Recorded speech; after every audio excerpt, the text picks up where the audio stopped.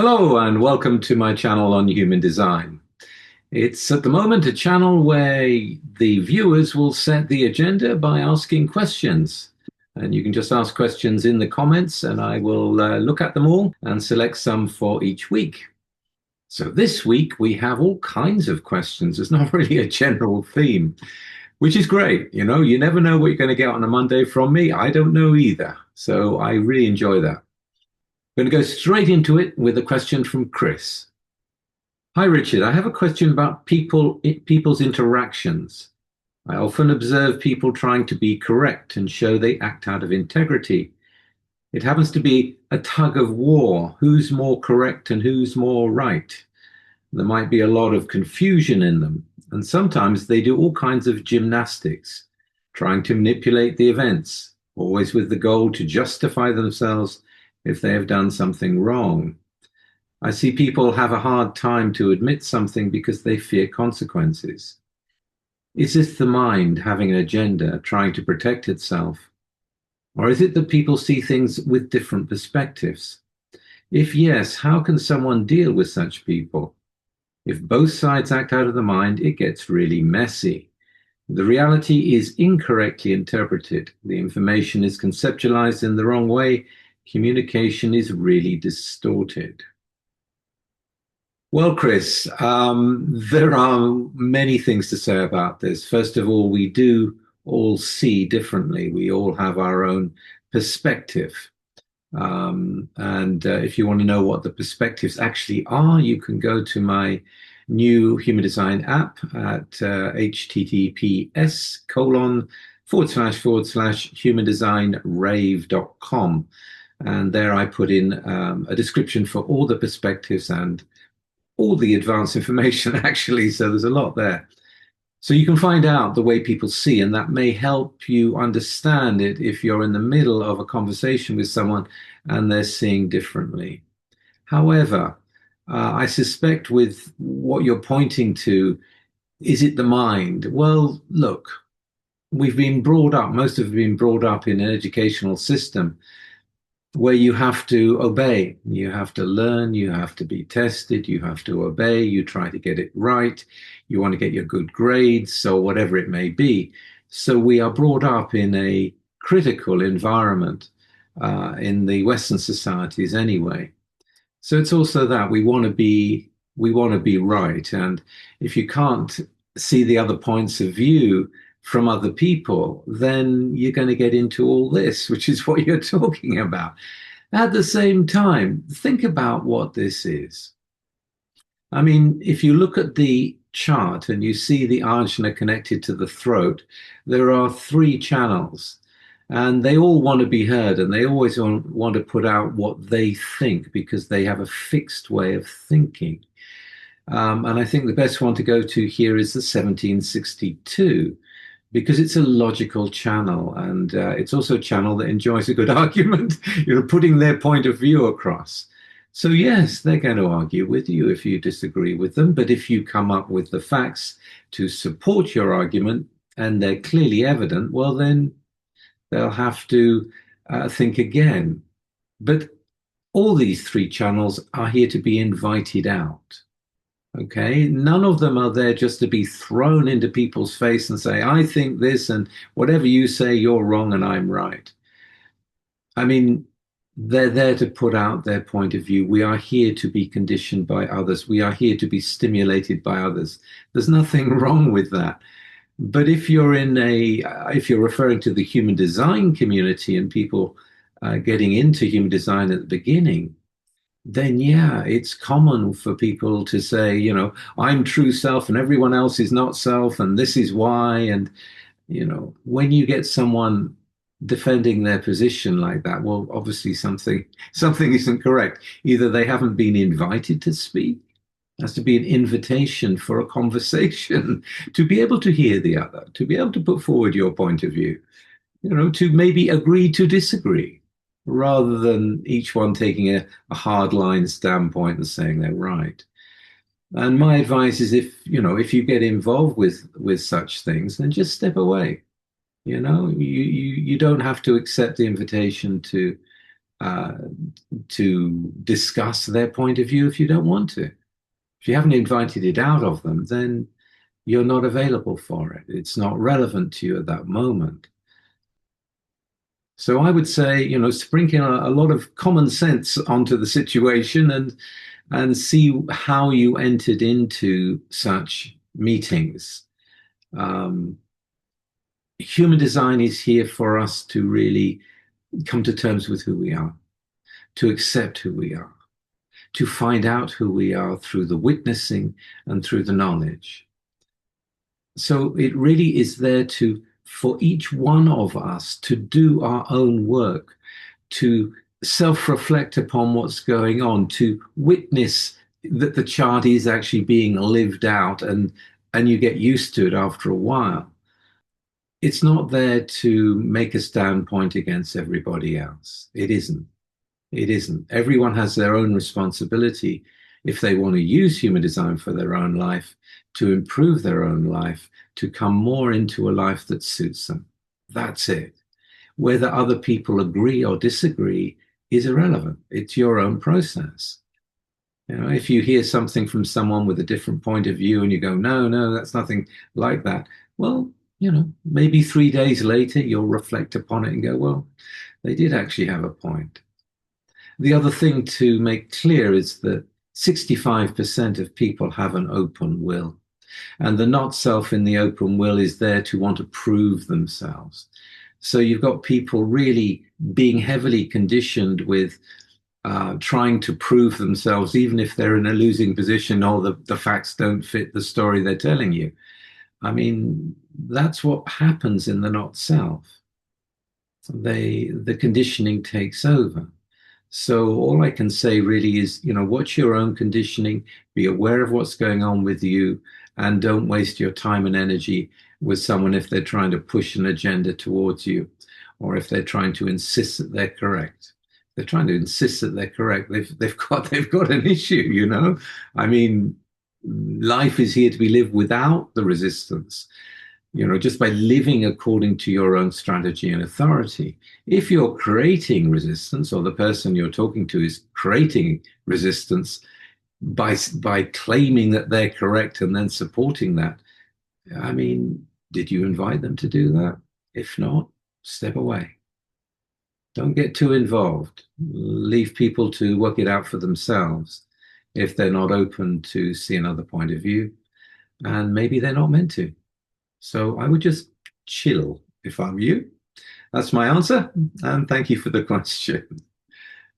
The next question is from a regular, Alves, who was thinking about the last video, and I was talking about the adrenalized emotional system with the channels coming from the root to the solar plex. And this is Alves's question. I have a question about the last question in this video, literally about what is this pressure to feel? How is it different for those who have emotional centers defined, but not the root center defined? Do they just feel with no pressure? Both my root and my solar plex are undefined, so I don't really understand what it's like. Could you give us some insight on this topic? Well, I also have an open solar plex, so again, I don't experience the emotional energy running through me all the time. But of course, I do take it in, I do amplify it. I have an open solar plex with no filter on it. So it's really from my observations and from what I've absorbed that I can comment. And what I would say is that when you're under pressure to feel, there is this pressure, this feeling that really winds you up, and if you want to see it in action, see a 1949 who's really excited, and they could really squeal with the excitement. The same with or not the same, but with the 4130, the desire to jump into the experience is tangible. They will be loud in their excitement. They will be giggling with their excitement or screaming with their excitement. And if you've ever seen a 3955 move from nothing to 100% in a second, you'll know what I mean. They just move. And it's a kind of a real force that comes out of them suddenly. So that's what it's like under pressure. Now, if we think about a solar plex that doesn't have a connection to the root, then all the things that we've said before about the solar plex apply. You know, if it's a tribal wave, it's going to build, build, build, and burst. If it's an individual wave, it's going to spike suddenly and then come back again. You know, it just comes up and goes again. If it's a abstract channel, then it's going to be moving in expectation in the crescendo and then falling in disappointment, or because it's over and then rising again. These are the way the waves move in a general way. But yeah, they're not under pressure. They're feeling, they're processing like everyone who has an emotional solar plexus, but they're not under the same kind of pressure. And in my own experience, I can liken it to the pressure I feel in my channel of struggle.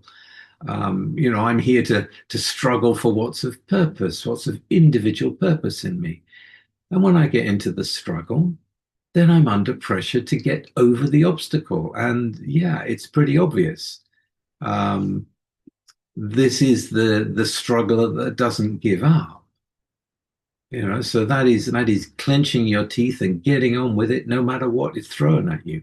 And yeah, you need force for that.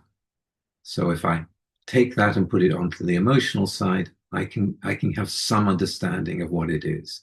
You're locked into the feeling that you're feeling, and you're under pressure to feel it. You're really under pressure to feel it. Whereas if you're just processing, when I say just, if you're just feeling without under pressure, then it's more of the process. It's not as hyped up. So I hope that helps you understand. That's the way I see it anyway. Thanks for the question. Our next question is from Iwiki. Great names you guys come up with, really. So this is the question. Hi, Richard. I'm a 6'2" emotional projector, left angle crossover alignment.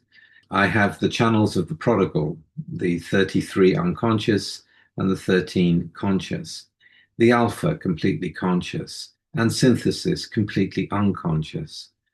My variables are PLR, DLR, and I have been told I have a very sensitive design. I work full-time in a corporate environment, have 2 children, week on, week off, single parent. I realize I have to learn to look after my own needs first before I serve others. It's been a challenge, but I'm getting better. Could you please explain the PLR, DLR to me so I can do more contemplation and listen to what my body needs? Other people in my life don't understand when I say I am tired and I feel like I have no energy because I'm always up for helping and serving them. But then I have nothing left for myself.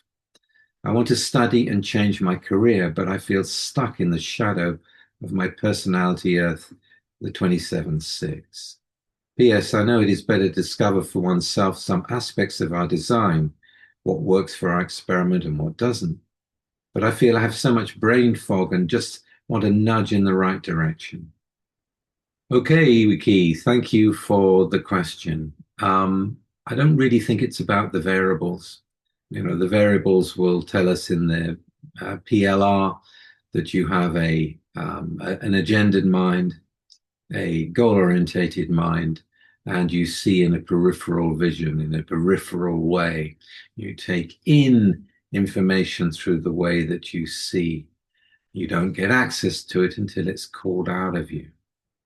With the DLR side of you, then the active mind and the passive body, a body that would do better with Pilates and yoga than going for long runs or a lot of calisthenic exercise. Although cycling could be quite good. So basically, not really helpful in you trying to find out why, you know, you jump up immediately to help people and why you are getting so tired. I think the main issue is going to be that channel of synthesis, the 1949. Yes, you can be very sensitive to your own needs and very sensitive to the needs of others. But if it's unconscious, there's a good chance that you will be insensitive to your own needs. And following your alpha channel, which is fully conscious, wanting to help people into a better future, you can easily forget your own needs. You can easily put yourself second, which is what is happening. You have to lead yourself first in your life. As you say, you have to care for yourself first. But you may not be aware of your needs because of the unconscious. So you have to just watch that. You get tired. So get to bed earlier, for your own good. Begin to look after yourself more, aware that you have an open spleen in this design. So again, being dependent on others, being unaware of what's going on in the environment around you when the children need help or someone else needs your guidance. You can easily get lost in the other. The aura is going out of you in a focused, penetrating, and absorbing way. You are here really to know more about the other. And projectors often can forget about themselves in that. They can get lost in the other. So that's where I would be putting my attention if I were you. Really seeing what you actually need physically, as well as in your food intake. Just use human design in the way that you can understand it to look after yourself more. Everyone who comes to this knowledge is responsible for their own awareness of what this knowledge can bring to them. And you find that out by entering into the experiment. So you've got an emotional system. You know that you're not here to make decisions in the now immediately. You're here to feel into them, no matter how excited you may be about the opportunity in front of you. If you say yes immediately, 3 days later, you might not want to do it. So learning patience is a big part of what's going on with you. Feeling under pressure to feel, and rather than just following that automatically, realize, well, basically, I need to look after myself. You know that, and looking after yourself isn't by making immediate decisions. I mean, you'll just have to watch it. When you make an immediate decision, then you've got consequences you don't want to have to go through, but you do anyway. If you don't make decisions in the moment, if you allow your emotional wave to move, you're going to be more likely to become aware of whether it's right for you, whether it's too much for you, whether it's worthwhile doing in the first place.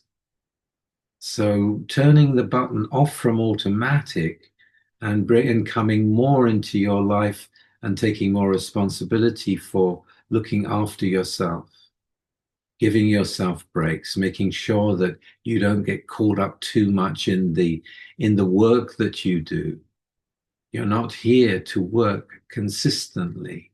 You know that you're trying to get out, but you can still reflect upon what's happening as you go. It's a gradual process. It's something you have to stick with. You are getting there. I mean, you are thinking about it, going, well, wait a minute, something's up here. What's going on? Is it my variable? No, I don't think it is. I think it's the channels. I think it's the life force. You've got 2 leadership channels. There's a lot you can offer to people, but you've got to look after yourself first. And if that becomes more of a priority, then things will get more into a synthesis between what the other needs and what you need. That is where there's work to be done. And I wish you well with it. Hope that's been helpful. Thank you for the question. And our next question is from Minu. And this is her question. I'm continuing the study and experimentation, and I have a new question. When I look at my design alone, I'm already a generator with only 2 defined centers. Whereas when I look at my personality alone, it resembles a projector, which also happens to me at night. And the conditioning hits the 2057 at night too. Could this also, in connection with my variables, my nodes, explain why I immediately find direction, energy, and dependence in other people's problems? for that creatorchism. Everything seems so well put together. The study and experimentation of human design delights me. That's good to hear. Thank you, Minnow.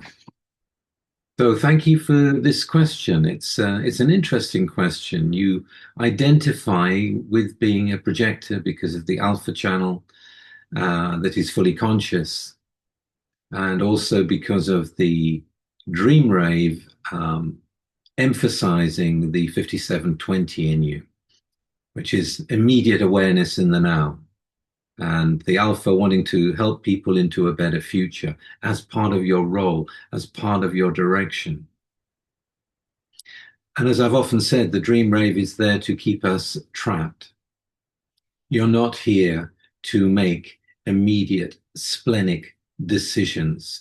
You're not here to live life in a life and death consciousness based on the integration channel. You can, it provides you with a great sense of humor. That's a good thing. It's very handy in many ways, the 5720, in the way that you can hear the intonation in the way that people speak, and hear the truth or the lack of it in what they say. But fundamentally, you're neither a generator nor a projector. You're a manifesting generator. All that energy gets to the throat. And it's very powerful. You have a lot of gates in the sacral.